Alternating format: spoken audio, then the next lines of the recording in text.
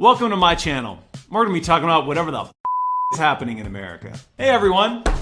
So I recently came across an article from Vox titled "Millennials are getting screwed by the economy." Again. It's gotten so bad that economics writer for The Atlantic, Annie Lowrey, has started calling us the lost generation.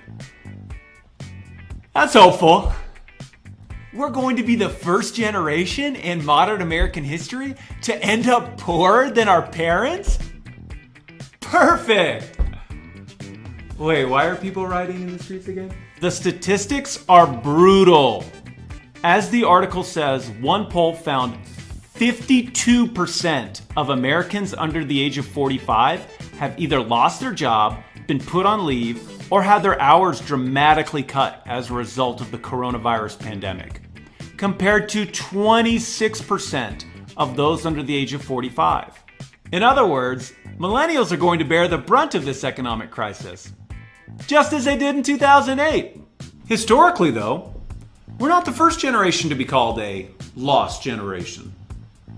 The term was first used to describe the generation that lived during the 1920s and served during World War I, who were described as having a directionless and wandering spirit. The writers of this era wrote about such themes as the decadence and frivolous lifestyles of the wealthy and the death of the American dream. Sound familiar? I thought this was 2020. Are we reliving 1920? Well, that Roaring Twenties themed New Year's party I went to suddenly feels relevant. Who knew that going back in time could feel so timely? Much like today, the 1920s and 30s coincided with massive changes in the world. New technology and methods of energy production led to large political and economic shifts, which caused revolutions and the dissipation of powerful empires. Worldwide, political instability was on the rise. Politically, this era coincided with the rise of communism in Russia and the rise of fascism in much of Europe. China was engaged in a bloody civil war, and imperialism began to be viewed negatively in much of Europe.